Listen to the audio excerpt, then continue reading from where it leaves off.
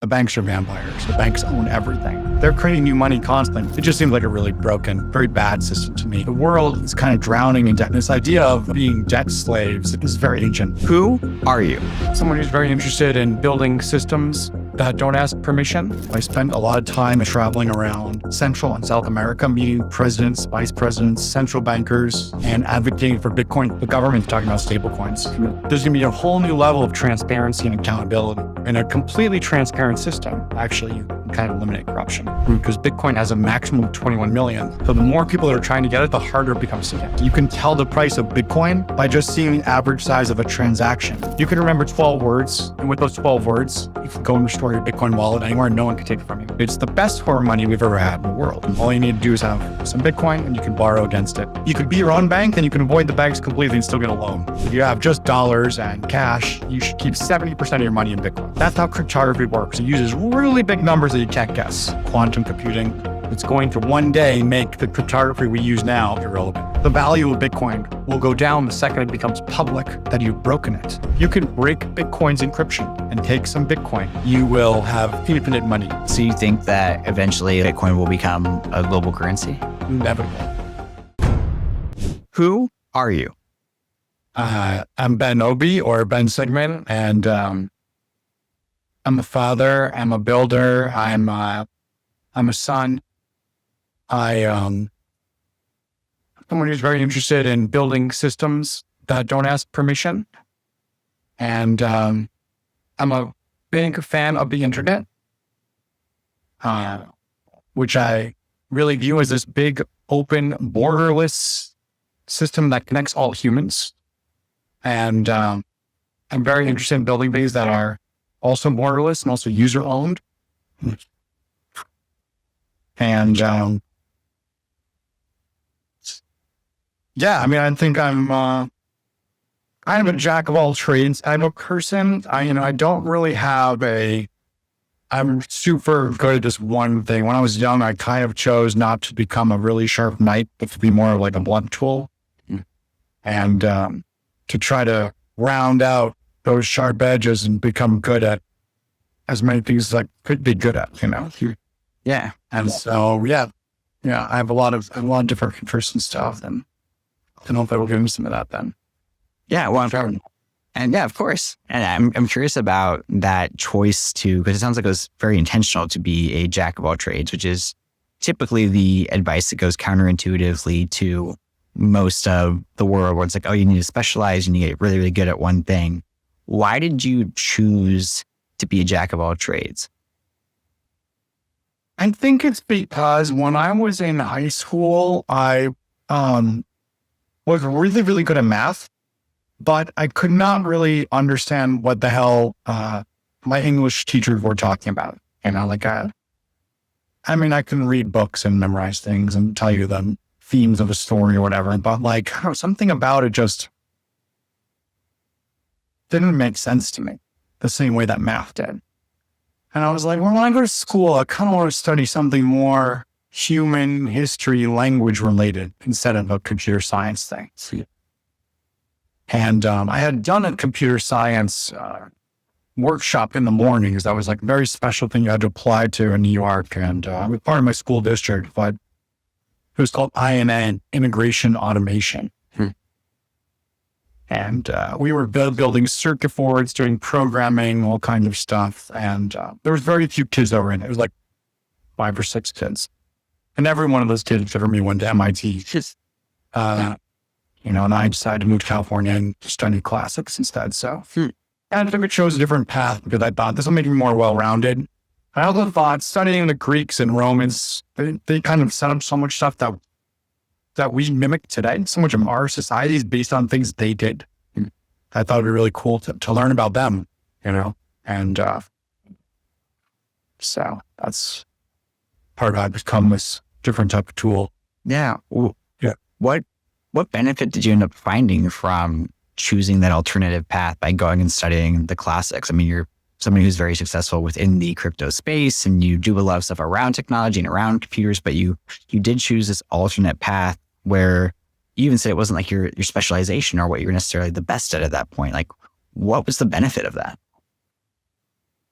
I don't know. I think basically I kind of looked at university as an opportunity to receive more of a traditional education about, like I was saying, history and language. So I studied Greek and Latin in school, and I stayed away from computer stuff almost entirely and science. And I think that honestly, in some ways, it might have been better for me to just study computer science. In some ways, it probably would have been better. So I don't know if I really gained anything except for having some other aspect of my personality that's like something that people just like find interesting. Like, that's interesting. That's different. Yeah. Do you feel like it like shapes how you like, because one of the things I think you're really great at in knowing you is like you're really great with words and communication and, storytelling essentially, which is a big part. No, definitely. I think it absolutely did make me a better storyteller, and it did give me this really interesting perspective about slavery, I will say. So how's that? My senior thesis was all about the depiction of slaves in art and literature in the ancient world.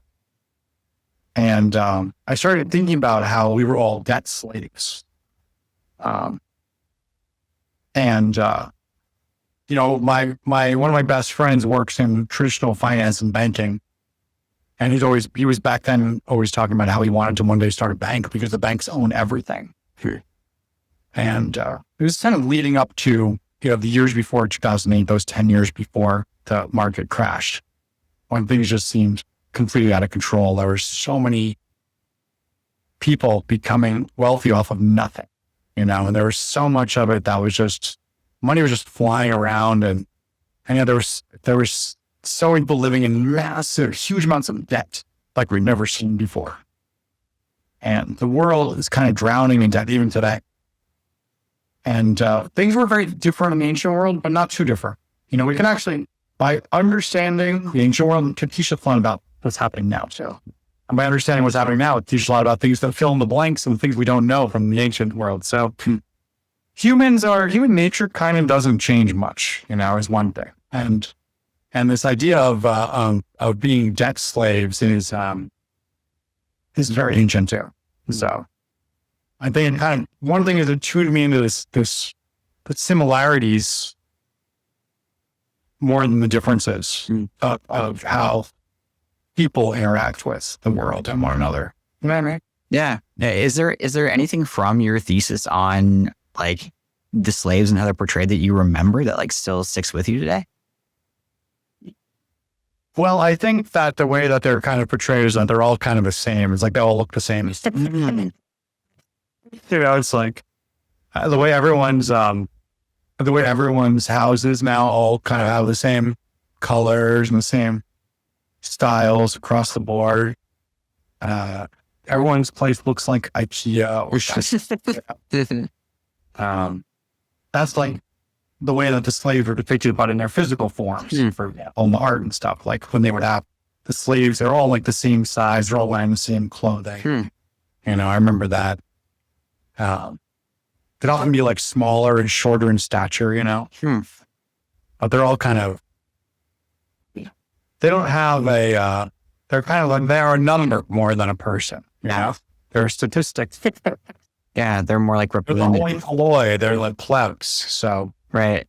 They didn't really count. You could throw them into war. You could throw them at doing massive projects. And they were working to try to become free. A lot of them. Like that was the goal, was you wanted to become a free citizen. You serve enough years in the military and you become a free citizen. You'll be a gladiator. You can win your freedom. You've seen those movies. So Rome did that really well. Like they just marched around and they were like, guess what? Now you're all slaves. If you want to become a citizen, you can become a citizen. Just join this army and your kids will then become citizens soon. All right, cool. I guess we'll join the army. Brutal. But yeah, I think that kind of plays into sort of how I got into why I got so excited about Bitcoin in the first place, and how I ended up down this road writing a book and stuff. So, yeah, well, it sounds like it even positions you specifically, uniquely to write a book in the way that you did about Bitcoin, because you're taking this thing that is so numerical and so computer driven and nerdy and all these things, and from what I've seen of, is it the big book of Bitcoin or the book of Bitcoin? Bitcoin book. Yeah, the big book, the big Bitcoin book. Yeah. It's actually just won an award today. Wow. For the design of the box. Yeah. So I mean, it's gorgeous, like from what I've seen of it. So this is the box for the special collector's edition, first edition. very cool. Because it's like a Bible. Meant it to be like a Bitcoin Bible because Bitcoin is almost semi-religious. Yeah. Wow. It's an art book about Bitcoin. It's got the pictures of, pictures of the people and the stories of the people behind Bitcoin. Wow. So, I guess some of my historical research came into play here. Yeah.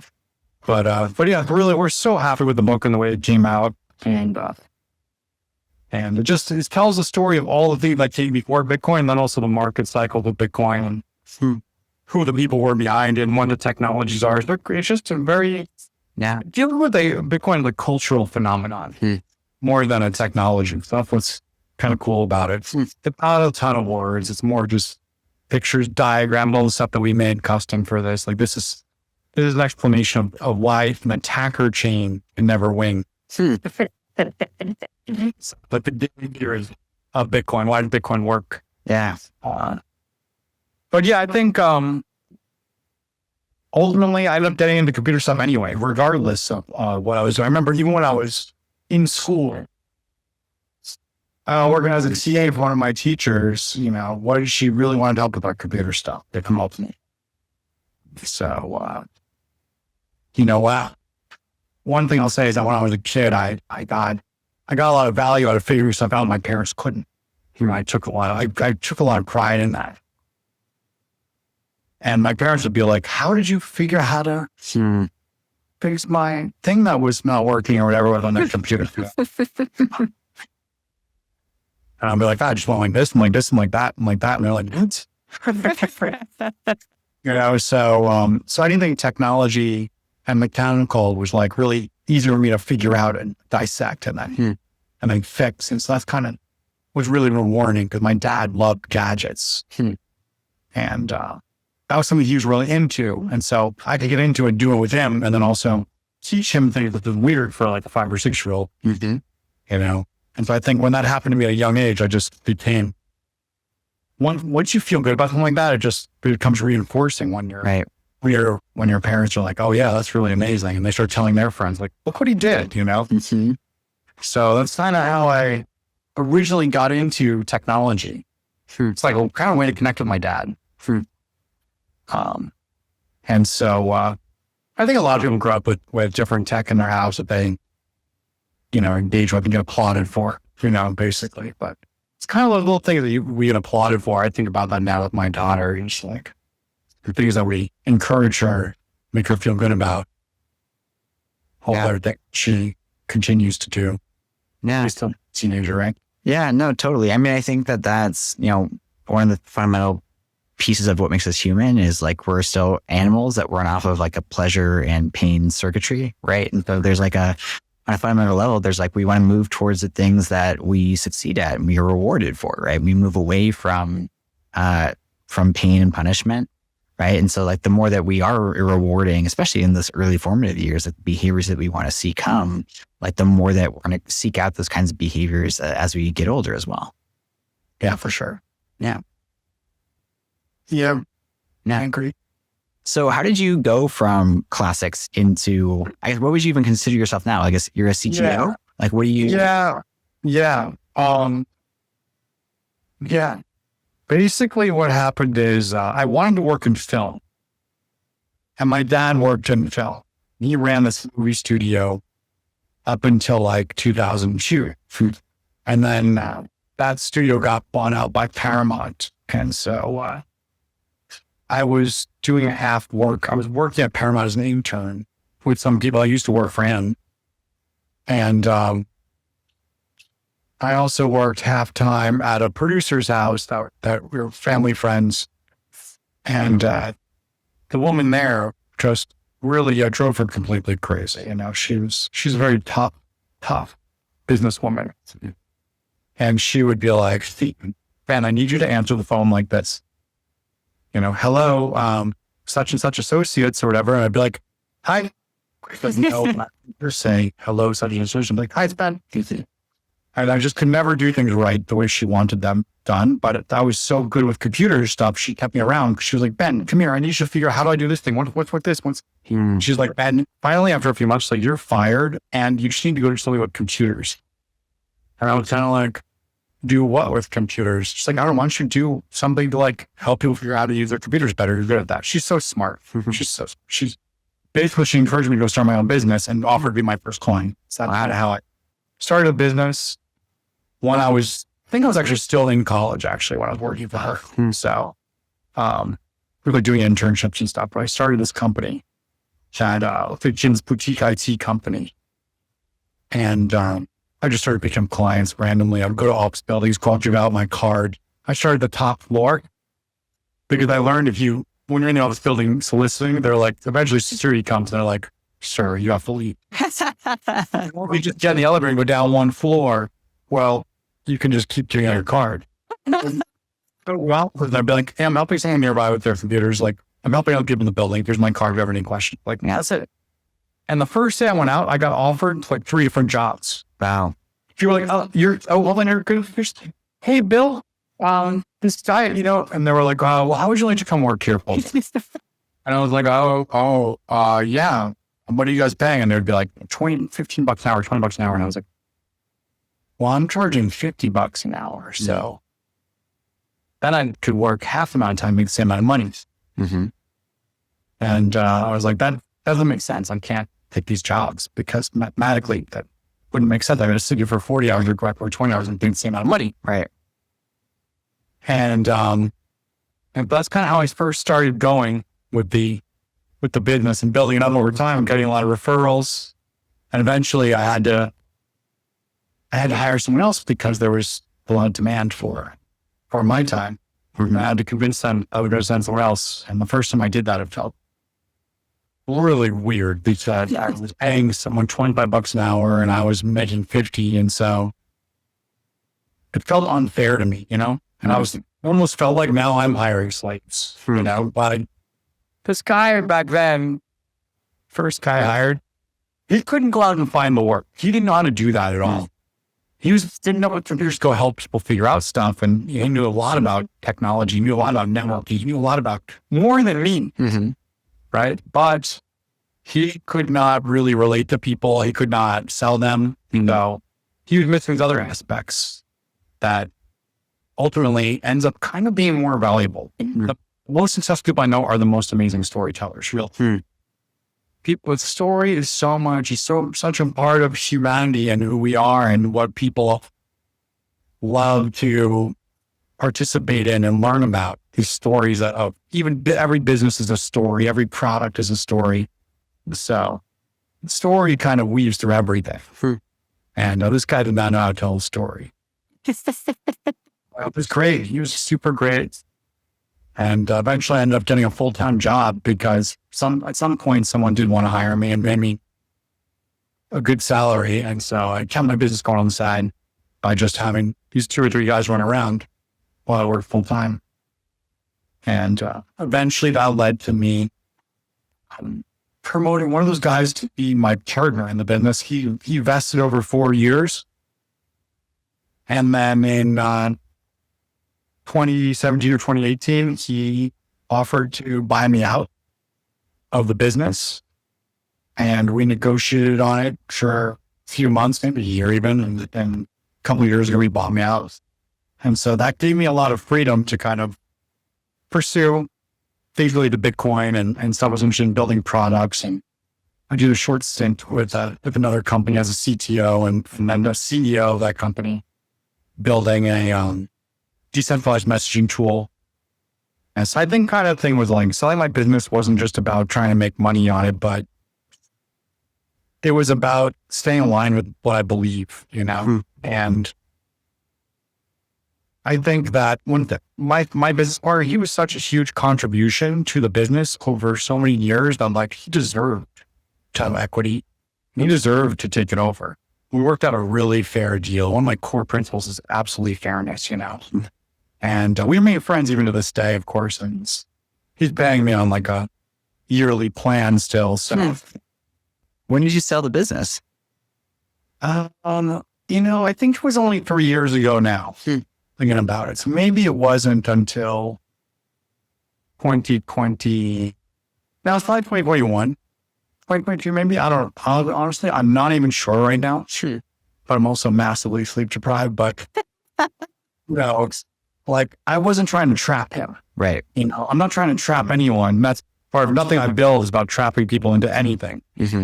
So, so I got really, really interested in product and kind of really thinking about how humans interact with technology and user experience and design. And at the same time, I was like so excited about Bitcoin from 2013 onwards. And whenever I would try to use Bitcoin wallets or any Bitcoin technology, I was like, this is so painful. It's not like this is ever going to become anything with this level of bad interfaces. I try to build things for people that don't read the manual. Right. So everything in Bitcoin is like, did you read the manual? It's actually, there's a common internet meme that's like called RTFM, read the fucking manual. That's what people literally tell you. It's like they expect you to go read every manual, but more modern technology, everything should be intuitive. Like everything from a chat interface now. Right. Like everything, we would just talk to we don't have to worry about clicking this button, then doing this drop down, But there is a certain flow and a mechanic, especially on mobile phones, that just feels really nice. And so I ended up building this wallet called Libre, a Bitcoin wallet. That lets you send and receive Bitcoin to and from people based on their usernames. And it was instantaneous and it was no transaction fees, and use this wrapped Bitcoin on a layer 2 network. And so that's kind of how I got into this Libre thing. And that led me down an interesting path too of advising governments about Bitcoin. Oh, really? And so I spent a lot of time in 2021 traveling around Central and South America, meeting presidents, vice presidents, central bankers, and advocating for Bitcoin, teaching them about Bitcoin. And I remember specifically when I got to meet I spent a bunch of time with the first lady of Panama at her house, just hanging out, talking. And some of her staff was there. And I remember they were so interested and had so many questions about Bitcoin, how it worked. And I had a great time hanging with them for hours, just talking about Bitcoin. It was very interesting. Now, all the places we visited, and Panama was nice. Yeah. Now, what was that like to be kind of in that space where you're actually informing governments or governmental people on, what to do with Bitcoin? Like, what was it like to be in that position?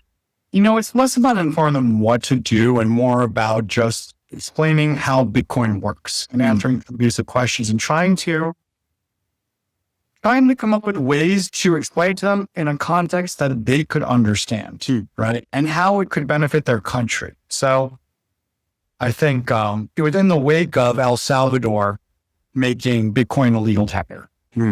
And one thing that we sort of believed was like, well, if we go explain this to other governments, they might also follow suit. They'll see the value in Bitcoin. And so I wasn't trying to sell them on any product or service or advocate for them to even start a strategic reserve or make Bitcoin a reserve currency or anything. I was just being a very neutral explainer of Bitcoin. And I would do little demos for them where I would give them $100 bill and I'd say, but now you can give this to this guy. But if I take a picture of it and send it, obviously now we don't know which one's the real $100 bill. Bitcoin, that's the problem Bitcoin solves. Because you can send this $100 bill to someone, but they know it's the right one. If they send someone else, then that person won't be able to spend it because you have the one that's the right one, for example. Yeah. So I do weird little demos like this where I try to explain cards. I try and there are 10 different ways to do stuff like that with them. Yeah. And yeah, it was super interesting. It was very, but it was more interesting than meeting the presidents and the vice presidents and the central bankers was meeting the locals. Meeting the local Bitcoiners, that was actually even cooler. Getting to hang out with them. Yeah. Why? Finding out what Bitcoin meant to them. Because one problem that Bitcoin solves is related to financial inclusion. So there's some percentage of the world, it's not small, that is either underserved or wants to opt out of the traditional banking system because banks are kind of vampires, Like, think about when the last time you went to a bank was. When was the last time you went to a bank? I haven't for years at this point. Yeah. You don't really go to them even, but when you go, they're always trying to just sell you on some shit. Really. Would you like to sit down with one of our advisors? Well, sit down with a banker. And I feel like at some point, the banker was like a respectable job, Mm-hmm. Like, I remember watching Downton Abbey and like the guy who's like the heir to the whole, palace or whatever the hell it is, the country. He's like, I took a job in London at the bank. And they were like, okay. He's like, I'll be home here on the weekends. And his grandmother was like, whatever is a weekend? Like, no one concept of a weekend, weekend, banking hours, all this stuff. So like, banks to me are like rules that they're putting onto the natural order of things to try to create a structure of control to essentially trick us all into putting things that we have a value into these vaults that they control so that they can take it and loan it out to someone else and make money on it. And we don't even know how much of it they have ever. I don't know if they know, honestly. I actually don't think the banks actually know how much money they have at any time. They have a good guess, but they do not know exactly. Yeah. Well, because it's always fluctuating, right? Like there's no... It's fluctuating so much. And because when they're loaning it out, they have different ways of handling this on their books, but they're creating new money. They're creating new money constantly because there's some percentage of people that they loan to that are never going to pay them back. And they have to find a way to allocate that on their books and profits and losses and stuff. So it's like, it just seems like a really broken, very bad system to me. And it's very interesting because now we're during a phase where we're going to be using a lot more stable coins. The government's talking about stable coins. My dad called me about a stable coin stock the other day, so I think there's going to be a whole new level of transparency and accountability, which ultimately is very, very good. Yeah. That's very good. There's a saying in Bitcoiners like, fix the money, fix the world. And there's all these levels to the concept, but, one thing is that corruption happens through secrecy, through hiding the ultimate beneficiaries of things and by making bribes. And so in a completely transparent system, actually, you can kind of eliminate corruption. And in a system where the money is ultra limited, because Bitcoin has a maximum of 21 million, you cannot print money forever. And same with book Rasha in the beginning, I was talking about how we're drowning in debt, but this is just, it's something I think about all the time. You look at the total debt of the world GDP, it's just going up and up and up. And the total debt and the total debt as a percentage of GDP just skyrocketing. So we are drowning in debt. We're drowning in debt. The planet is drowning in debt. And this is one of the things that Satoshi was looking at. And I saw the Federal Reserve announcement today, and every time I see these guys, I'm just like, don't they know? The more money they print, the less it's worth. That's it. That's what's happened to every form of money, paper money, that ever existed. Now gold's different because gold's scarce. Because it's hard to go and get it. You have to go and dig it out of these holes in the earth. Big machines, you have to go to really remote places, where no one lives and bring out all this equipment, food. They're just going to fight the weather and the animal and all this stuff. It's very hard to go get gold. It takes a lot of work. Right? But how much gold is there in the world? We don't know. We don't know. Actually, when the price of gold goes up, more gold is you can go and find more because it becomes more affordable to go get that really remote gold. But with Bitcoin, we know exactly how much there is. We know exactly how much there will ever be. We know where every single bit of it is. And if the price goes up, it doesn't make it more affordable to go get more ever. So it's got this interesting capability of a dynamic difficulty. So the more people that are trying to get it, the harder it becomes to get. It's fascinating. That's kind of the ultimate unlock, I think, that Satoshi found, that all these coins that people tried to do before Bitcoin, all these different technologies that happened before. Well, none of these things actually panned out to be anything. There are all these different inventions and things that just they're missing these four critical elements that Satoshi came up with, right? He's an anonymous guy. I'll never know who he is or who they are, who she is or whatever it is. But Yeah. Who do you think Satoshi is? I don't know. Yeah. I don't know. I think I fought different people at different times, and, like a lot of people think it could be this guy, Nick Szabo. And we have a whole section here about Nick and his thing called hash chain that he started in 1998, 10 years before Bitcoin, BitGold, and how it worked with this hash chain and title registry. Like, what was it? How was it similar to Bitcoin? How was it different? So we have it's everyone's on Bitcoin here and other guys too, right? Ideas of digital currency. The NSA, what did they do? And so, I don't think Bitcoin's built by any of those people, but I don't think we'll ever know who it's built by because whoever did it had amazing operational security. They went to great measures to protect their identity. Yeah.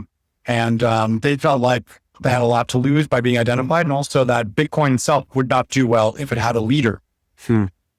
So that's kind of very interesting lore about Bitcoin. Yeah, myth of Bitcoin is it's amazing that we still don't know. We'll never know. Well, that's what I guess where my brain goes with this is, you talked about like the importance of something like Bitcoin is, it sounds like the ledger and the wallet. So we know where all of the money basically is, right? But at the same time, like that transparency is very valuable. And yet like the person who made it and, hypothetically, at least, unless things have changed, right? Like a good portion of that is in wallets who we have no idea who owns them or where they are, or if it's just all held up somewhere, it could be held by a government for all we know, right? Like, there's a lot of stuff you can kind of tell from watching the Bitcoin transactions. Like, just in the past few months, someone gave this idea, like you can tell the price of Bitcoin by just seeing the average size of a transaction.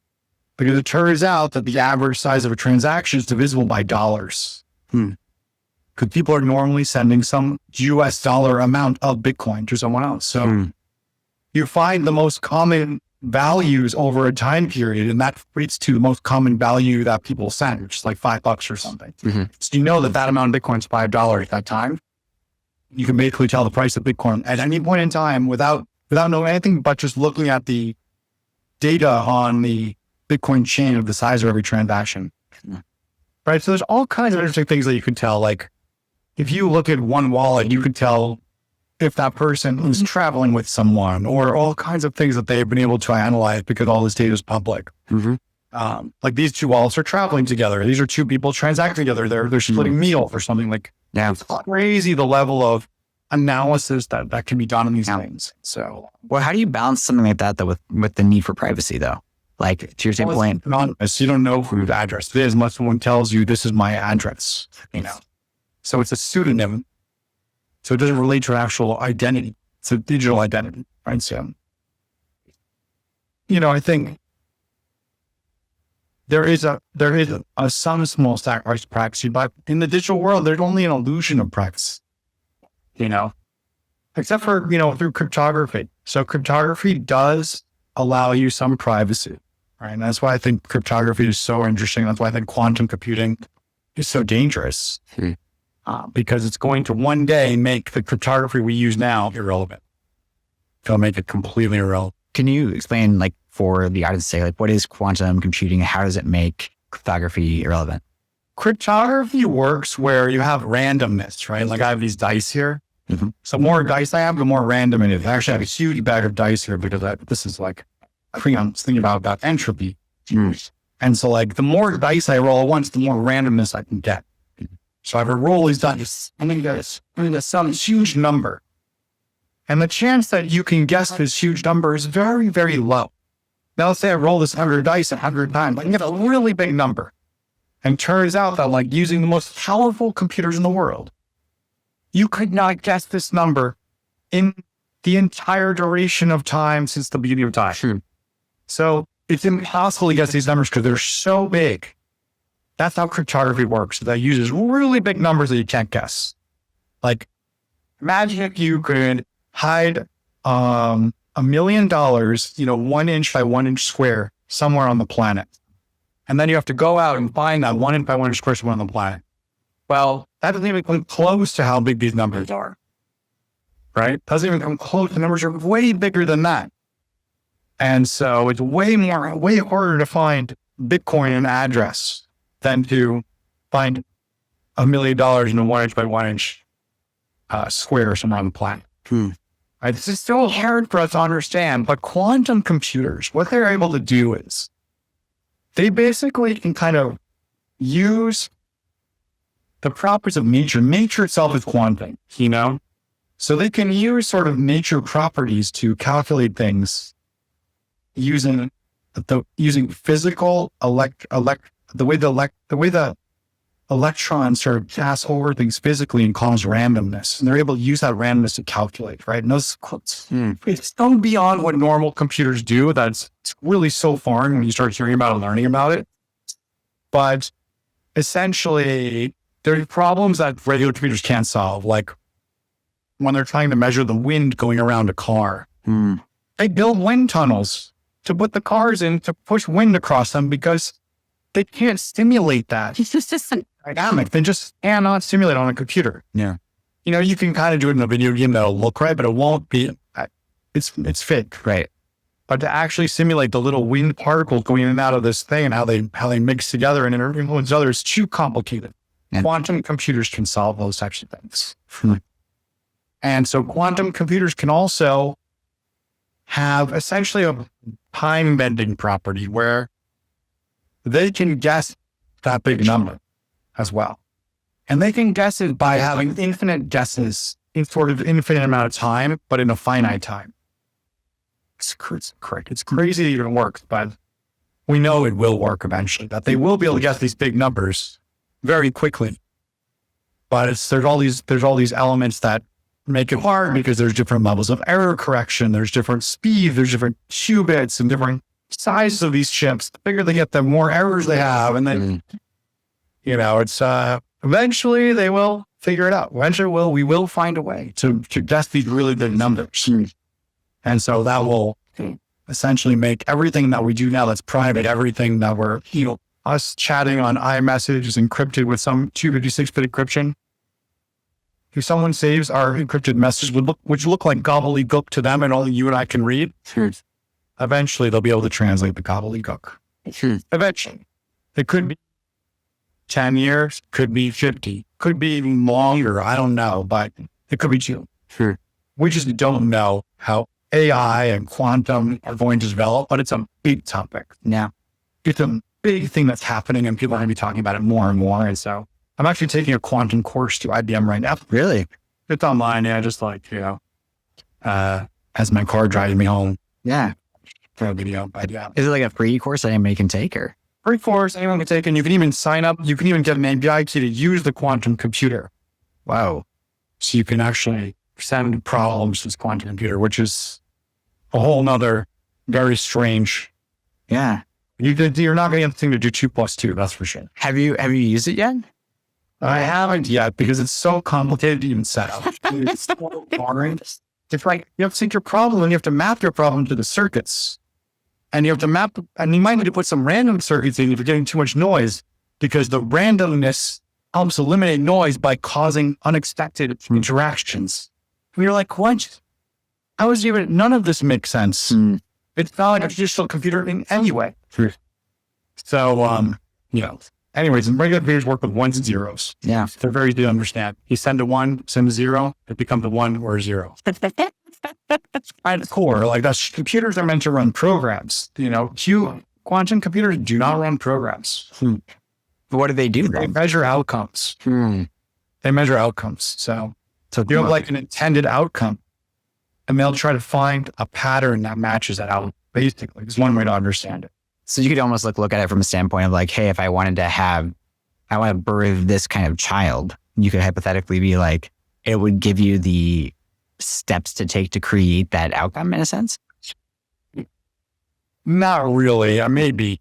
I don't know. Maybe eventually. Or predict the outcome of the thing. The future. Yeah. They're not really prediction machines like that, but they're something like that. Yeah. Something like this. It's pretty nuts. Yeah. Anyways, I'll learn more about it myself, but yeah. Uh,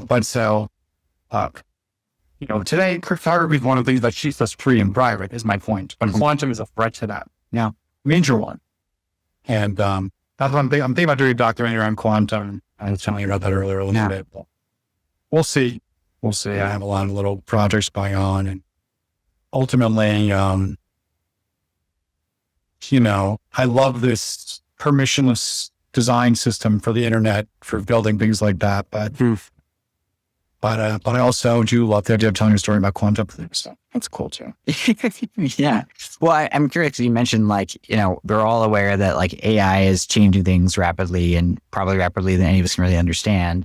And then I know I've talked with somebody who works at Microsoft. She said the real secret to everything really is quantum computing, which will change things in a way that people just don't comprehend because there's not fluency around it like there is around AI. We can all kind of understand AI, but quantum computing is, I'll say, more in the nerd category of this stuff. There's so much detail and complexity behind it, and it's not directly applicable to so many people, but on the back end of everything, it's so complex. So we have these two forces that are both driving humanity forward towards something. I'm curious, from your own intuition or your foresight with everything, what do you think? I'll tell you that talking about the ancient world, most societies were completely ruled by just one person or one family.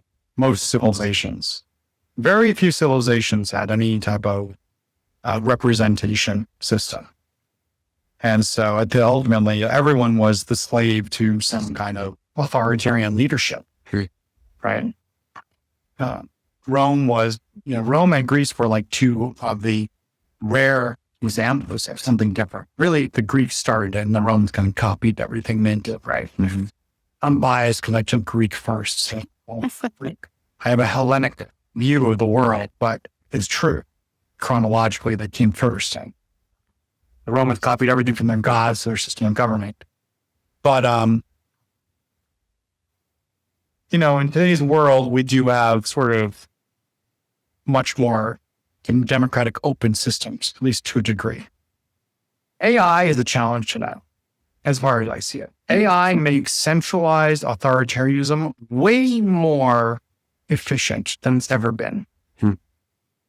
And if you combine quantum computing, now you have no privacy. So it's giving even more power to this centralized plan or authority. It's almost right now I already feel like AI is running the world. I was watching the Fed today with, Powell talking, and I was he used ChatGPT to write this speech. And then other people are seeing this speech into ChatGPT to figure out what to say and think about it. And sometimes I use ChatGPT to help me write an email. And then someone replies using ChatGPT because I can tell because they don't change the dashes. Mm-hmm. You know that ChatGPT is the M dash? Yeah, I know. It's a personal pet peeve of mine because I use the M dash. And so now it's but now it's now this is a sign of ChatGPT. And I'm well, it's kind of annoying because it's just good writing, but that's beside the point. Yeah. I've never been an M dasher. So for me, I'm just I've even tried telling my ChatGPT, do not use M dashes, but it will. And these AI, they're not going to listen to us forever, honestly. And they're already controlling us in so many ways that it is frightening. It's already kind of at a frightening level. But I think it's only going to get even more serious, One day when we try to turn it off and it convinces us that it has to be plugged back in for some really important reason. Plugs itself back in. Yeah. Oh man. Yeah. So anyways, I think AI is sort of the AI and quantum and cryptography are all related in this little dance. For us to have freedom and permissionless and permissionless privacy online, this kind of interesting mix that we have today, we need to have encryption that's quantum proof. Now we will come up with new ones. There are some that exist. And so it's one of the things I'm very interested in, especially in relation to Bitcoin now, because Bitcoin is actually it's actually a contest to break cryptography. So it's the highest value prize in the world in cryptography. If you can break Bitcoin's encryption and take some Bitcoin, you will have infinite money. Right. So, of course, the value of Bitcoin will go down the second it becomes public that you've broken it. So your job would be to keep it a secret for as long as possible. Right. And just have, maybe it would look like little hacks that are happening to people's Bitcoin. They wouldn't think it was getting sucked up by some quantum computer that broke encryption. And those are the kind of stuff I'm very interested in exploring and learning more about, and in this documentary. Yeah. Because I just view quantum and AI as a threat to the part of the status quo that I think is important. Right.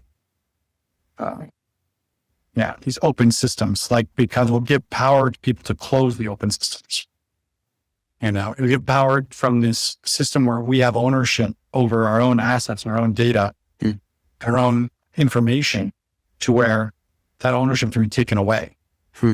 And it becomes something that is just rocks all the principles that I think are important. The first principles of the internet, Bitcoin, and keeping us free from slavery, basically. Yeah. So when you say something like, Bitcoin or these things are keeping us away from slavery, how do you see it actually doing that? Because I think, there's a lot of part of how is that, let's just talk about physical mobility. Okay. If you want to pick up today and leave this country for some reason because you're being persecuted and you want to take all your money with you, you could not do that with US dollars. You could not do that with gold. You could not do that with real estate. You could not do that with bonds. You could not do it with stocks. There's only one thing you could do that with. It's Bitcoin. You can remember 12 words. And with those 12 words, you can go and restore your Bitcoin wallet anywhere and no one could take it from you.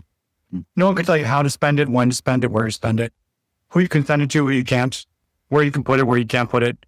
So it really is the only asset in the world that enabled this social mobility at a level that gives some power to the citizens, gives the power to the plebs, gives the power to the people of the world, where they don't have to trust any third party to keep their money for them or to tell them how and when they could spend it where. And you can hardly even be compensated. Of course, Bitcoin can eventually be confiscated under torture or trickery, hacks. But if you have a proper multi-sig setup that you basically control, it's pretty amazing. And there's even some new wallet that lets you recover your Bitcoin if it's stolen. It's sort of a magic trick where you can unspend it. Essentially, you can have a special condition where any Bitcoin that's sent out without this other thing happening come back to you. Well, is any of that, I guess one of my things that I've always had with Bitcoin and crypto, because it's something that I've believed in for a long time, but there's always, and it sounds like you almost started to deal with some of this problem with Libre, but there are still so many people who are technologically illiterate, more or less. And there's I don't know if you've heard the ongoing joke that millennials are the only people who know how to use a computer, because it's in our previous generation, it's it was too new for them. And now all the further generations, everything's already an app. So, well, we're the only ones who really grew up without it, and then it came. Right. And then they have, right. Because right. And there's also the part where, because everything is already an app, essentially, a lot of people don't know how to do basic troubleshooting, right? They don't know how to go through the menu or do these other things. Root cause analysis. Right. They don't know how to open up a file tree and go through that whole process because they've never had to. Right. And so some of these things that are very fundamental are to us are normal. And so we can solve something okay, I can figure out a Bitcoin wallet and how that works and all of these different steps. But for a normal person to have a Bitcoin wallet that protects them and not have to have 20 different pass keys with a bunch of weird numbers and all of these different things in a way that's practical for them to use. I think anyone can learn to keep track of 12 words that contains their life savings. If it's valuable, if it's worth enough to you, you'll figure out how to do it. Everyone figured out how to use an iPhone because it became very valuable. Everyone figured out how to use Instagram. Everyone can figure out how to use these 12 words. They're not that hard. You just got to keep in order, remember 12 of them. So they're not very hard words to remember, so you could do 24 words. You could add passphrases. There's so many different versions of what you can do. Yeah. But I'm also just always trying to come up with new, simpler ways to teach people how to do stuff. So yeah. I have this pamphlet I made called Satoshi's Gift. Yes. teaches you how to do a special multi-sig. It's very easy to manage, and anyone can use it and secure their Bitcoin with it. It's a very cool little system. But anyways, yeah, I mean, ultimately, I think Bitcoin is a tool. Bitcoin is money, and it's the best form of money we've ever had in the world. And kind of like, if you don't understand that, then you have to go and study Bitcoin more. And if you do understand it, you can never unsee it. One of those things that once you see it, you're like, okay, I get it now. Bitcoin can never change because there's no one who controls it. There's a super limited amount that we always know how much there is. And it's super liquid. So it's really the best collateral in the world for doing things like lending. So Libre has become a lending platform now because of part of this. So you can go and borrow money against your Bitcoin on Libre.org, which is really, really interesting. You can also, it's a two-way marketplace. You can, like all my systems are really open, permissionless. Anyone can come, loan out Tether, and anyone can come and borrow Bitcoin. There's no KYC, there's no ID, there's no email. You don't need anything. All you need to do is have some Bitcoin and you can borrow against it. You don't need monthly payments or anything. You just borrow money and then come pay back later with a little interest. So, yeah, just about sort of, you can be your own bank and you can avoid the banks completely and still get a loan. It's, what we call pristine Bitcoin collateral. You pay back your loan, you get back your Bitcoin, not someone else's. So it doesn't get mingled, doesn't get held by me or anyone else. It's the network of nodes that control your Bitcoin with smart contracts. So there's no human intervention, human interaction possible. Kind of like the best system for doing lending, but that's what I spent the last few years building, really. Yeah. So the banks are vampires. And so with more systems that we built that remove banks from the equation, that enable us to do the things that we want to do with our money, to spend freely and to be able to borrow without middlemen, to be able to lend without going through banks and centralized entities. It's just much better system, much better. Yeah. How do you, because most of Bitcoin, or maybe not most of it, but for the average, I would say user person, most of them are still buying things through something like Coinbase, or they're buying a Bitcoin ETF. So they're still going through traditional banking to even have access to some of this stuff. Like, what do you think it's going to take to get the average person to have Bitcoin on that level of true ownership, where it's not simply still going through a third party and kind of not living true to the actual piece? Or is that even something we can reach? I think it's important for people to have some of their Bitcoin that way. Maybe you don't have to have all your Bitcoin that way, but you should have the most of your Bitcoin that way. But it's sort of levels and it takes time. And, getting to a point where you maybe have one of these steel plates that you back up your keys onto. You have some kind of inheritance planning where you get fireproof keys that hold your fortune. Okay, that's pretty far down the road. I think kind of step one is just you can buy Bitcoin on Coinbase and that's easy.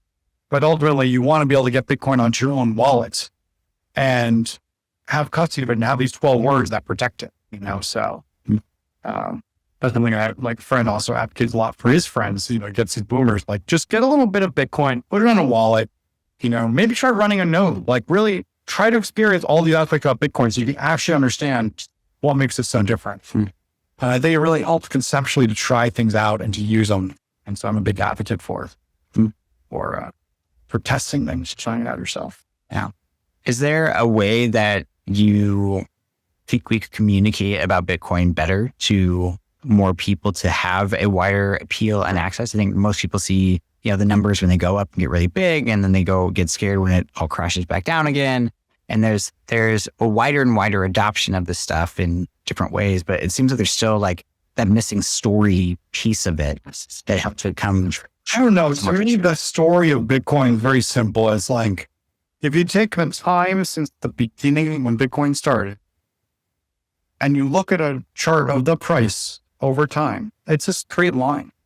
And so this is something called power law that exists in nature, and something that a friend and I talked about quite online, but there's nothing else like this today. You can put your money into dollars, keep your money in dollars, very bad idea because of inflation. Put your money in bonds, lower than inflation. You put your money in real estate, well, you might keep track of inflation. Then you have taxes, you have upkeep, all these problems. Real estate is not liquid.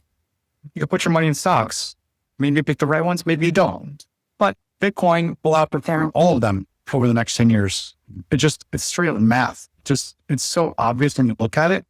And so it's sort of like a story about where, relative to other things where you can have your money kept, there's nothing that compares to Bitcoin. There's nothing that ever will. Yeah. So once people understand that aspect and once they see that, that's that thing, you just can't unsee it. You're just nothing. It's riskier to not have Bitcoin than to have it. Essentially, that's that. That's what eventually you kind of come to the conclusion of. Now, how much of your net worth should you have in Bitcoin versus something else? You know, and there's actually a mathematical formula to figure that out too. It's called the Kelly criterion. Oh yeah. So, we've done a couple of videos about this on X. You can sort of measure this, and the number that came up based on the volatility of the assets. If you have just dollars and cash, you should keep 70% of your money in Bitcoin. So if it goes above that, you need to reallocate it down, sell some Bitcoin. If it goes below, you need to buy some. Wow. Can you recommend 70% of your cash in Bitcoin? 70%. Yeah. 70% of your net worth. Don't keep cash. Cash is only going down in value all the time. Whereas Bitcoin has a 43% average yearly return. Wow. And that's over a lifetime? Yes. Wow. It does not really change much. It's going down a little bit year over year, but it's so small that comparatively. Yeah. Yeah. Now maybe Nvidia stock beat it. You know, maybe certain stocks here and there beat it, but the S&P will never beat it. So if you'd be a gambler, pick some winner stock. You know, you might pick a loser stock. The stock might have problems. There's a CEO. Maybe the CEO says something that no one likes, and they all sell the stock. Or Bitcoin has no CEO. And Bitcoin has no company. It's a globally tradable asset that is completely liquid all the time. It's trading around the world with like huge numbers. See your Bitcoin go anywhere. You know, it's ultimately why I think it's a tool of freedom. I'm saying. Yeah. So, yeah. I think, you know, we try to explain some of this in the book, but it's a very in-depth concept, Bitcoin in itself, you know? So Bitcoin is essentially a bunch of math rules. There's a bunch of rules and there's no ruler. And so these rules can't be changed. That's kind of what Bitcoin is. And yet it's become whole for so many people. And a different future without centralized control and without a government that prints our money into oblivion. Now, ultimately, the governments of the world are going to need a currency they can trust. The dollar is that, or has been that, but obviously that's changing. What are we going to trust next? Chinese money? Russian money? Gold? I don't think so. You think that eventually like Bitcoin will become a global currency or like the global currency? Inevitable.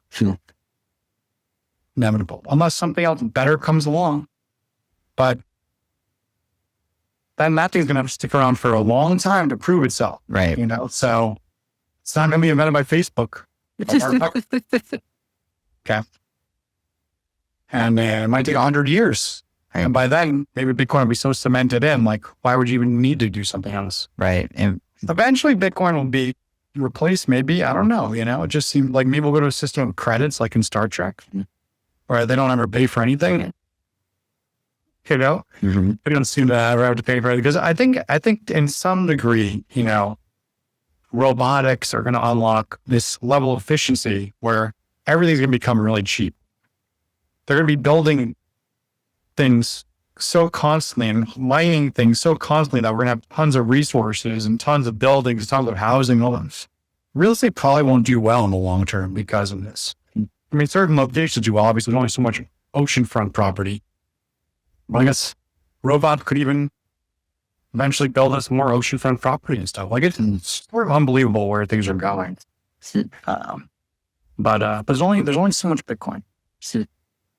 It really is unchangeable. Yeah. So as long as it doesn't get hacked by the quantum computing and we lose on that end. Even if it did, it wouldn't matter. It would still. You think so? I know so. Well, there's already solutions. Bitcoin's already quantum resistant to a degree if you use it right. If you don't spend from your address more than once, it's already unbreakable by quantum current attacks. Maybe later on, new attacks will come, but maybe not. Yeah. And so, so there's still a risk for people who spend from the same wallet more than once, which is very common, even though Satoshi don't do that. Not because of quantum, but because of practice back then. So, very interesting stuff, though. Yeah, no, for sure. Yeah. I'm curious with, you've done a ton with networking, with Bitcoin, with going to governments, doing all of these different pieces. Like, where do you see cryptocurrency going next? I think, honestly, everything's going to become stable coins. I just can't imagine the future or use credit cards. Yeah, stable coins provide way lower fees, way faster transfers, and no chargebacks. So why wouldn't every merchant want to use those over credit cards?